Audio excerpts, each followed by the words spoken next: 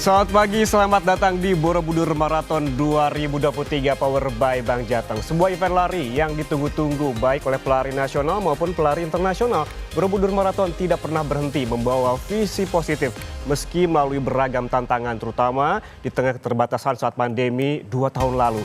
Dan kini Borobudur Marathon kembali hadir sebagai ajang lari yang bukan hanya menyajikan lintasan yang menantang namun juga pemandangan yang memanjakan mata, persawahan, permukiman warga dan tentunya Candi Borobudur. Selama 3 hingga 4 jam ke depan kami akan mengawal jalannya Borobudur Marathon 2023 Power by Bank Jateng. Tentunya saya tidak sendiri, telah hadir di studio bersama saya narasumber yang mumpuni dari Komisi Pemasalan PB Pasi, Satyo Haryo Wibisono.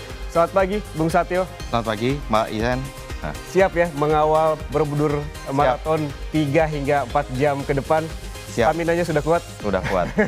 Bukan hanya mengawal, Bung Satyo ini juga memiliki pengalaman lari dari race ke race, bukan hanya nasional juga internasional, betul? Ya, betul Mas Ian. Itu artinya kita bisa berbincang sangat dalam mengenai Borobudur Marathon pada pagi ini hingga ya paling tidak hingga pukul 8 atau 8.30 pagi nanti. Dan saudara, selain Bung Satyo, nanti juga sekitar jam 6 pagi akan bergabung bersama kami di studio seorang perempuan cantik yang juga pegiat lari dan pernah mengikuti sejumlah event lari nasional full marathon dan half marathon.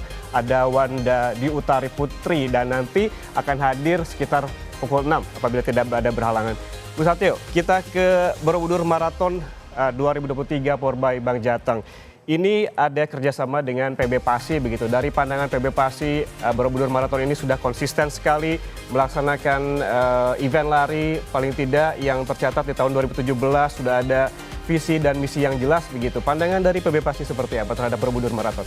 Oke, Borobudur Marathon sejak diorganize oleh Kompas ya, menurut saya menjadi event yang sifatnya itu memiliki visi yang sangat bagus, terencana, struktur perlombaan disiapkan dengan begitu baik, dan Borobudur Marathon termasuk event sebagian kecil event yang mendapatkan sanction dari PB Pasi. Sanction itu apa? Sanction itu maksudnya adalah segala pemenuhan persyaratan teknis untuk pelaksanaan lomba lari, baik yang untuk kategori 10K, half marathon maupun marathon, itu memenuhi standar sesuai yang ditetapkan oleh World Athletics. Oke. Berarti memang syarat-syarat ataupun apa yang ada di Borobudur Marathon ini sudah sebetulnya memenuhi syarat untuk sebuah event lari internasional? Betul, jadi dari sisi teknis itu memenuhi persyaratan World Athletics. Artinya apa? Artinya semua pelari elit baik nasional maupun internasional yang mengikuti lomba Borobudur Marathon, experience yang dirasakan itu seharusnya enggak berbeda dengan jika mereka itu mengikuti lomba lari di luar negeri. Jadi kalau misalnya kita suatu hari misalnya Borobudur Marathon itu mengundang pelari internasional elit, misalnya kayak Kipchoge ataupun Kiptun gitu ya, itu mereka experience-nya nggak beda sama kalau mereka lari di Berlin, di Chicago, di New York, seperti itu kira-kira. Apalagi Borobudur merupakan ikon Indonesia ya. Kita Betul lihat sekali. juga ada kategori di Borobudur Marathon. Nah ini dia Bung Satyo, ada maraton ini sebanyak 166.663 pelari. Kemudian juga ada half marathon sebanyak 4.646 pelari. Dan 10K 4.159 pelari. Total peserta ada 10.469 pelari, begitu banyak sekali ini.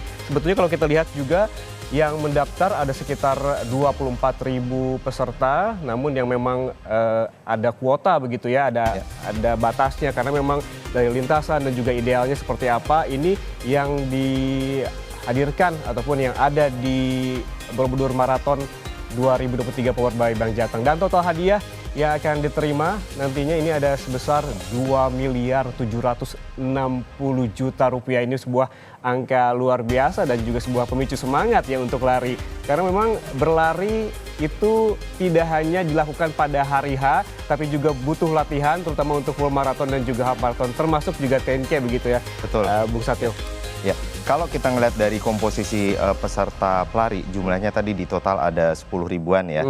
Dan juga maraton itu sekitar 1.400-1.500. Ini menurut saya itu merupakan salah satu strategi yang benar bagi bagi penyelenggara karena enggak semua tempat itu cukup menampung jumlah peserta yang cukup banyak.